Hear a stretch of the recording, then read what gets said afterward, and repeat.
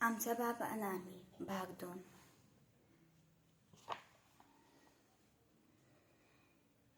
माझ्या कबुलीत बाबा मागे सद्विवेक बुद्धीपेक्षा आपले बिंग फुटले तर काय हा भाग भीतीचा जास्त होता. हे सांगण्याचा धीर मला झाला नाही. मात्र त्यानंतर अगदी शेवटपर्यंत माझ्या बाबतीत तू साला एक नंबर का बदमाश आहे हे त्यांचे पालुपद कायम राहिले. अर्थात त्या रागापेक्षा कौतुकाची भावना जास्त होती. लहान मुलांशी बोलण्याची, त्यांच्याशी खेळण्याची त्यांची एक वैशिष्ट्य शैली होती. एकदा लहान मुलगा भेटला की ते हमखास विचारणार, काय रे, अक्कल बडी की म्हैस बडी? बडी म्हैस म्हणणारी मुलं त्यांची लेखी नापास, एकदम कंडब. तो प्रश्न त्यांनी इतरांना विचारताना मी अनेक वेळा ऐकला असल्यामुळे असेल कदाचित, पण मला त्यांनी विचारले त्यावेळी माझे उत्तर काय होते? अक्कल असलेली म्हैस बडी. त्यावर ते गदगदून हसले. मग लगेच म्हणाले, काय रे गदड्या, अक्कल असलेली म्हैस कोणी पाहिले का? मी शाळेमध्ये असताना पहिला नंबर पटकावू लागलो त्यावेळी घरी येणाऱ्या जाणाऱ्यांचा एक प्रश्न ठरलेला असायचा, तू मोठेपणी काय होणार? त्या विषयातली मुले या प्रश्नाला सर्वसाधारणपणे जसे गुळगुळीत उत्तर देतात तसेच मीही देत असोय. एकदा मोठ्या भावाने J.D. जाधव महाराष्ट्र शासनाचे सचिव विचारले तेव्हा मात्र प्रामाणिकपणे मला लेखक व्हायचा आहे म्हणून मी सांगितले. ते ऐकून त्यांचा चेहरा कडू झाला. अरे रे, याला भीक मागावी लागणार असेच काहीतरी ते म्हणाला. त्यानंतर काही दिवसांनी दादांनी मला जवळ बोलावले आणि म्हणाले, हे बघ, तुला लोक सांगतील तू डॉक्टर व्हय, इंजिनियर व्हय, बॅरिस्टर व्हय, पण तू कुणाचं काय ऐकू नको. तू तुझ्या बुद्धीला जे पटेल तेच व्हायचा प्रयत्न कर. मी बी तुला सांगणार नाही अमुकच होय का धमुकच होय. माझं म्हणणं एवढंच आहे का तू जे करशील त्याच्यातलं टापला जायला पाहिजे. तुला चोर व्हायचं आहे, कोई बात नाही, पण मग असा चोर होय का दुनियेने सलाम केला पाहिजे. तुला जुगार खेळायची हरकत नाही, पण मग असा अट्टल जुगारी हो का सगळे लोक बोलले पाहिजे, इसको बोलता है जुगारी. थोडक्यात समाधान मानून गप्प बसायचं नाही. काय? दादांचे हे रांगडे तत्वज्ञान हळूहळू कळत गेले, मनात झिरपत गेले. आता तर ते मनात घर करून बसले आहे. शेवटी सर्च फॉर एक्सलन्स म्हणजे तरी वेगळं काय हेच ना. लेखक होईन म्हटल्यावर याला भिकेचे डोहाळे लागलेत म्हणणारा उच्च विद्याविभूषित भाऊ आणि काय वाटेल ते कर पण टॉपला जायचा प्रयत्न कर म्हणणारे अशिक्षित वडील यांच्यात खऱ्या अर्थाने व्यापक दृष्टिकोन कोणाचा? आज मी स्वतः तरी माझ्या मुलांना एवढा ओपन चॉईस देऊ शकतो का? शेवटी माझ्या भावासारखा मी देखील मध्यमवर्गीय भेदरटपणाचा बळी ठरतो आहे का? याचा मी जेव्हा विचार करतो तेव्हा लौकिक अर्थाने अडाणी असलेल्या माझ्या बाबाची प्रगल्भता, त्यांच्या बुद्धीची झेप मला थक्क करून सोडते. दादांच्या सर्व पिढीवर डॉक्टर बाबासाहेब आंबेडकरांच्या चळवळीचे एक फार मोठा ठसा उमटला होता. तो म्हणजे शिक्षणाच्या महत्त्वाचा. शिका, संघटित व्हा आणि संघर्ष करा. ही डॉक्टर बाबासाहेब आंबेडकरांची शिकवण म्हणजे केवळ एक पोकळ घोषणा नव्हती, तर समस्त दलित समाजाची ती आत्मप्रतिज्ञा होती. त्यामुळे आमच्या सर्वांच्या शिक्षणावर दादांचे बारीक लक्ष असे.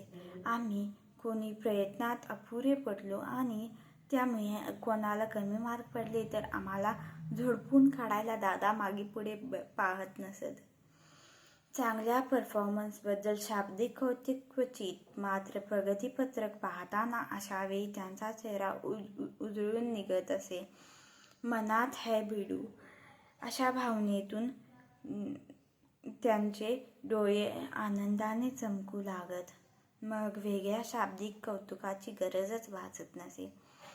माझ्या बाबतीत त्यांच्या अपेक्षा विशेष उंचावलेल्या होत्या. मला वेगवेगळ्या भाषांमध्ये विशेष रस आहे, गती आहे हे इतर कोणाच्याही आधी लक्षात आले ते दादांच्या. मग शालेय अभ्यासक्रमाव्यतिरिक्त इतर काही भाषा मी शिकाव्यात हे त्यांच्या मनाने घेतले झाले. मला उर्दू आणि अरबी शिकवावे म्हणून एका स्थानिक मुल्लाला गळ घालण्यात आली. मी रोज मुस्लिम मुलांमध्ये बसून अलिबे शिकू लागलो.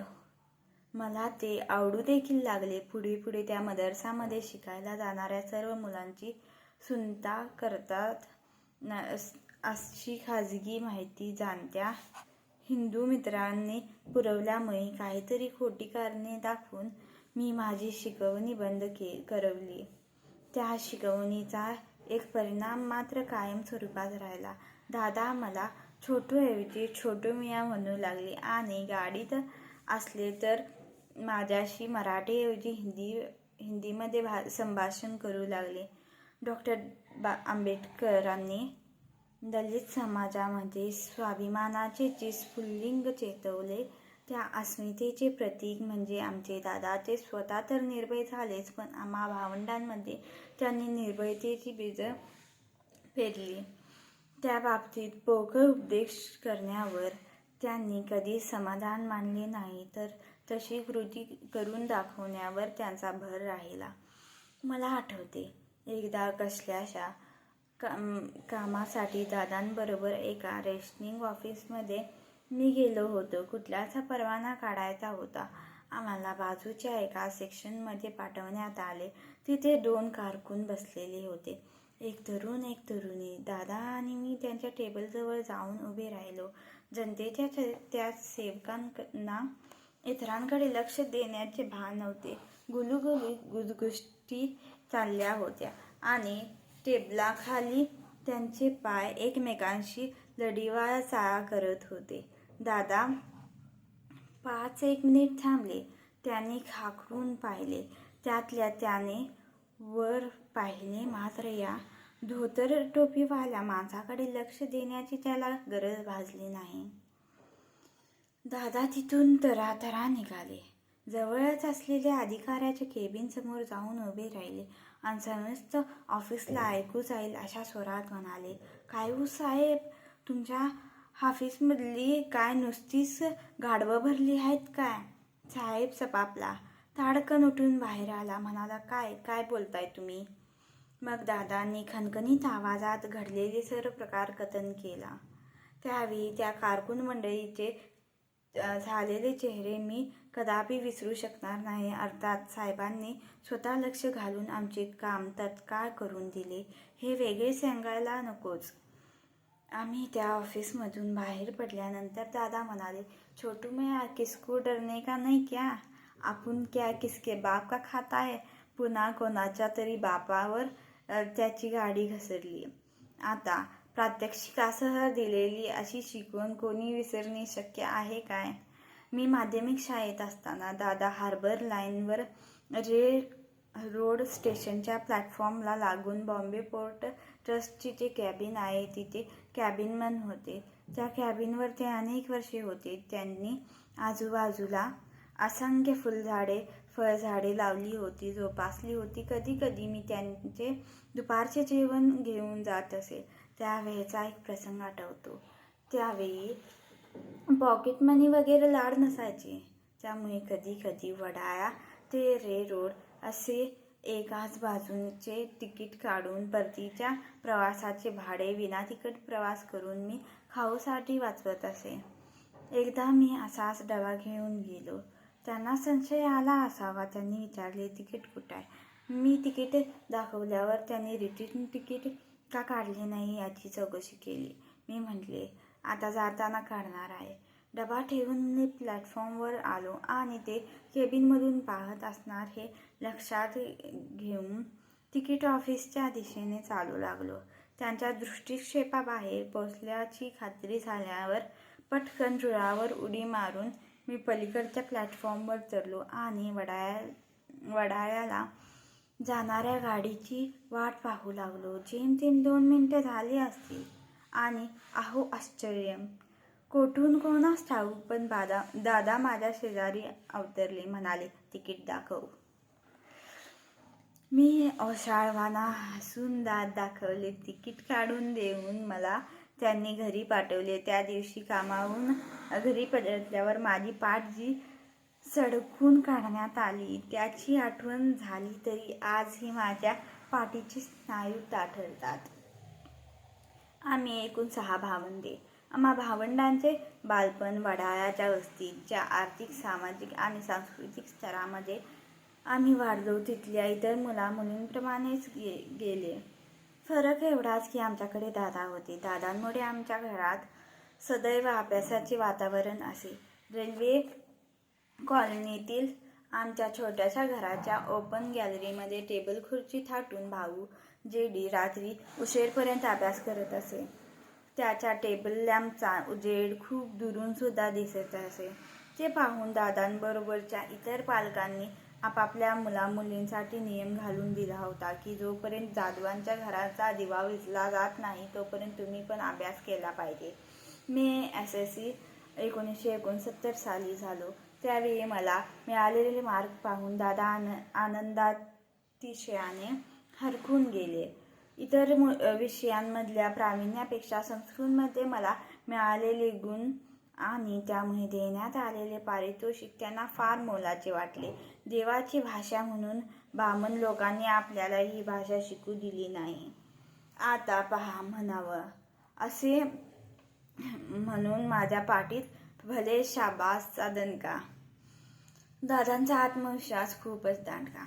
मला पुरेशी लांबलचक काठी आणून द्याल तर मी हा पृथ्वीचा गोल उलथून दाखवीन असे म्हणणाऱ्या आर्किमिडीजसारखा दादा बुद्धिप्रमाणवादी होते, प्रयत्नवादी होते आणि कोणत्याही अंधश्रद्धेला न जुमानणारे होते. माझा भाऊ सुधाकर दादा खूप आजारी पडला. डॉक्टरचे उपचार झाले पण गुण येईना. त्याचा पाय वाळून जाईल की काय अशी चिंता सर्वांना वाटत होती. शेवटी आजी आणि आमची आई या दोघांनी मिळून त्याला एखाद्या भक्ताला दाखवण्याचे ठरवले. या प्रकरणाला दादांची संमती मिळणे अशक्य होते हे लक्षात घेऊन दादा घरी नसताना एका देवऋषीला आमच्या घरी पाचारण करण्यात आले. देवऋषींनी पूजेचे सर्व साहित्य मांडले आणि सुधाकरला घेऊन बाईला समोर बसण्यात आले. पूजा संपल्यावर त्या भक्ताच्या अंगात आले आणि तो घुमू लागला. अचानक दादा अनपेक्षितपणे घरी आले. आपल्या घरात चाललेला तो सर्व प्रकार पाहून ते क्षणभर स्तंभित झाले. पण पुढच्या क्षणी राग अनावर होऊन ते पुढे सरसावले आणि त्या घुमणाऱ्या त्या भक्ताच्या एक सणसणीत थोबाडीत ठेवून दिली. भक्ताच्या अंगात आलेली देवी खाडकन उतरली आणि पूजेचे सर्व साहित्य तिथेच टाकून जीवाच्या आकांताने पळून गेला. माझी आई घाबरून थरथरत होती. दादा आता तिला देखील मारतात की काय अशी आम्हा भावंडांना भीती वाटली. पण त्यांनी तसे काही केले नाही. त्यांनी कडक शब्दांत आजीची आणि माझ्या आईची कानउघडणी केली आणि मुलांसाठी डॉक्टरचाच इलाज करावा हे बजावले. दादा कट्टर निरीश्वरवादी. ते कधी देवळात गेले नाहीत आणि की त्यांनी पूजा केली नाही, आरती केली नाही.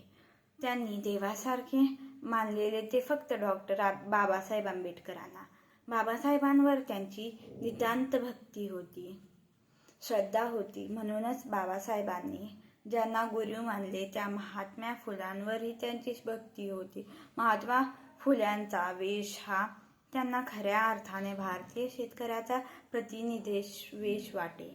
महात्मा फुले व सावित्रीबाई फुले यांनी स्त्री शिक्षणासाठी व स्त्रियांच्या उद्धारासाठी जे कार्य केले, सनातन धर्माचा प्रखर विरोध मोडून ज्या प्रतिकूल परिस्थितीत स्त्री शिक्षणाचा पाया रोवला त्याचे त्यांना अपार कौतुक होते. ते 1930 साली नाशिक काळामध्ये सत्याग्रहात रेल्वेतील नोकरी सोडून सामील झाले. ते केवळ प्रवेशबंदीसाठी किंवा रामाच्या दर्शनासाठी नव्हे, तर त्या निमित्ताने रोज बाबासाहेबांचे दर्शन होईल, त्यांच्या जवळपास फिरकता येईल, त्यांचे 2 शब्द कानावर पडतील ह्या भावनेने. त्याशिवाय बाबासाहेबांवर सवर्णांचा हल्ला होईल ही काळजी होतीच. साहजिकच आपला प्रतिकारही तेवढाच जबर असला पाहिजे, म्हणून तालमीतील आपल्या सहकाऱ्यांसह ते नाशिकमध्ये राहिले. बाबासाहेबांच्या खालोखाल दादांना आदर होता ते कर्मवीर दादासाहेब गायकवाडांबद्दल. दादासाहेब नाशिकचे म्हणजे आमच्याच जिल्ह्याचे.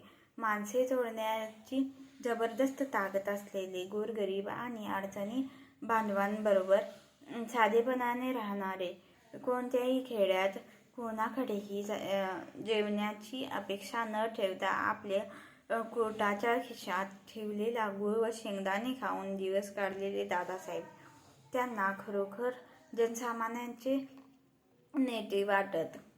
बाबासाहेबांचे नाशिक व महाड हे दोन्ही सत्याग्रह यशस्वी झाले ते केवळ दादासाहेब गायकवाडांमुळे, असे दादांचे ठाम मत होते. संयुक्त महाराष्ट्राची चळवळ चालू असताना शिवाजी पार्कवर आचार्य अत्रे, S.M. जोशी, कॉम्रेड डांगे, नाना पाटील हे सर्व रथी महारथी बोलल्यानंतर दादासाहेबांचे भाषण झाले. तेवढे उत्तम भाषण आपण आयुष्यात पुन्हा कधी ऐकले नाही असे दादा अभिमानाने सांगत असत. पण ते सांगताना आता आपल्याला कोणी नेता राहिला नाही याचा त्यांना वाटणारी खंतही सतत जाणवत असे. दादांनी गुरु, बाबा, महंत अशा लोकांना कधी थारा दिला नाही. ते सर्व गुरुबुवांना डोंगी बाबा म्हणत असत. संत गाडगे महाराज मात्र त्यांच्यावर त्यांचा विश्वास होता. त्यांनी गाडगे महाराजांना जवळून पाहिले होते, त्यांचे विचार ऐकले होते. देवाला नवस करू नका आणि केले असतील तर फेडू नका ही गाडगे महाराजांची शिकवण समाजातील अंधश्रद्धा दूर करू शकेल, ज्ञानाचा प्रकाश देऊ शकेल असे त्यांना वाटे. गाडगे महाराजांबद्दल त्यांनी सांगितलेली एक मजेदार आठवण आहे. आमच्याच समाजातील त्या काळात उच्च शिक्षण घेऊन मोठ्या सरकारी पदावर नोकरीत असलेले एक अधिकारी मलबार हिलवर राहावयास गेले. गृहप्रवेश समारंभासाठी त्यांनी गाडगे महाराजांना बोलावले होते. सर्व कार्यक्रम आटोपल्यावर आमच्या अधिकारी महोदयांनी मोठ्या आयटीत गाडगे महाराजांना विचारले, बाबा आहे की नाही मी पहिलाच महार मलबार हिलवर राहणारा? त्यावेळी गाडगे महाराज म्हणाले, ते बरोबर आहे, पण जर तो तुझा बाप डॉ. बाबासाहेब आंबेडकर परळच्या सिमेंट चाळीत राहिला नसता तर तू या मलबार हिलवर कधी पोहोचू शकलाच नसतास. स्वातंत्र्यवीर सावरकरांकडे पाहण्याची त्यांची दृष्टी वेगळी होती. सावरकरांचे साहित्य, कविता वगैरे त्यांनी कधी वाचले नव्हते, पण ते त्यांना एक वीर पुरुष म्हणून मानत होते. सावरकरांनी भर समुद्रात बोटीतून मारलेली उडी व पोहून गाठलेले पलीकडचा किनारा ही गोष्ट जणू काही आम्हा भावंडांना माहीतच नाही अशा थाटात ते पुन्हा पुन्हा सांगत असत. त्यांना कोणतीही धाडसी गोष्ट आवडत असे. ते एक धाडसी नेता म्हणून सावरकरांना मानत असत.